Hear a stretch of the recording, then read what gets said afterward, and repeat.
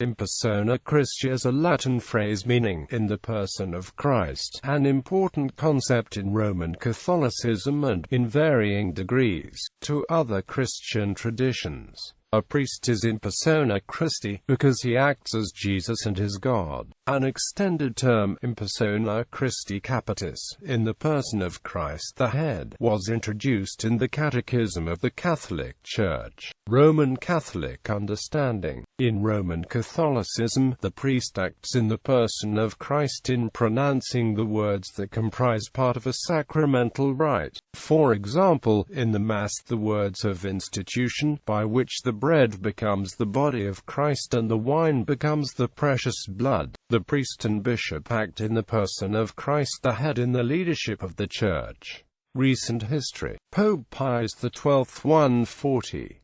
Only to the apostles, and thenceforth to those on whom the successors have imposed hands, is granted the power of the priesthood, in virtue of which they represent the person of Jesus Christ before the people, acting at the same time as representatives of the people before God. 68. The august sacrifice of the altar, then, is no mere empty commemoration of the passion and death of Jesus Christ, but a true and proper act of sacrifice, whereby the high priest by an unbloody immolation offers himself a most acceptable victim to the eternal Father, as he did upon the cross. It is one and the same victim, the same person now offers it by the ministry of his priests, who then offered himself on the cross, the manner of offering alone being different.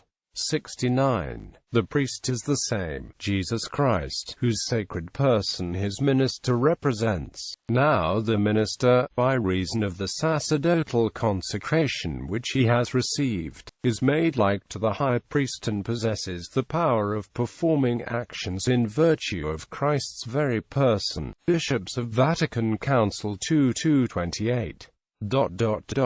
Priests, although they do not possess the highest degree of the priesthood, and although they are dependent on the bishops in the exercise of the power, nevertheless they are united with the bishops in sacerdotal dignity, by the power of the sacrament of orders, in the image of Christ the eternal high priest. They are consecrated to preach the gospel and shepherd the faithful and to celebrate divine worship, so that they are true priests of the New Testament, partakers of the function of Christ the sole mediator. On the level of ministry, they announce the divine word to all. They exercise the sacred function especially in the Eucharistic worship of the celebration of the Mass, by which acting in the person of Christ. 29. At a lower level of the hierarchy are deacons, upon whom hands are imposed not into the priesthood, but into a ministry of service. Pope Paul VI 329.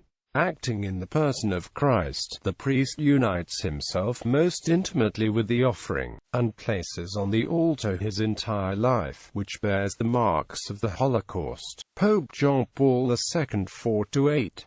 The priest offers the holy sacrifice in persona Christi. Awareness of this reality throws a certain light on the character and significance of the priest-celebrant who, by confecting the holy sacrifice and acting in persona Christi, is sacramentally brought into that most profound sacredness, and made part of it, spiritually linking with it in turn all those participating in the Eucharistic assembly. Typical version of the Catechism of the Catholic Church 5-875. No one can bestow grace on himself, it must be given and offered. This fact presupposes ministers of grace authorized and empowered by Christ. From him, bishops and priests receive the mission and faculty to act in persona Christi capitis. Deacons receive the strength to serve the people of God in the diaconia of liturgy, word, and charity, in communion with the bishop and his presbyterate. The ministry in which Christ's emissaries do and give by God's grace what they cannot do and give by their own powers, is called a sacrament by the Church's tradition.